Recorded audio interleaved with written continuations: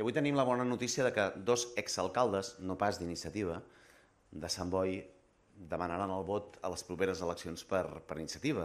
El Xavier Vila i la Montse Gibert. El Xavier Vila i la Montse Gibert demanaran el vot per iniciativa. Bueno, pues vivos todavía.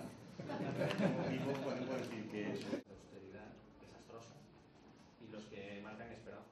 La nova estafa, després d'anys de que Partit Popular, Partit Socialista i Convergència i Unió no modifiquessin la legislació hipotecària, és l'estafa ara d'aquest decret llei. És la mateixa estafa que el Código de Buenas Prácticas de Guindos, que ho va presentar al Congrés dels Diputats, que no ha servit per res.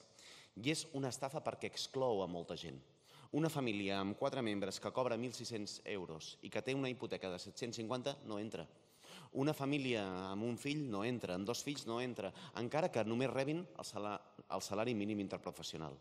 Les 2 persones que es van suïcidar no entrarien amb els supòsits aprovats pel decret llei. Per això és una vergonya, per això és una estafa i per això és un decret de covards. La banca le marcó los límites a las políticas del gobierno de Zapatero y la banca le marca los límites a las políticas en materia de vivienda al Partido Popular. Eso es lo que ha dado de sí el decreto.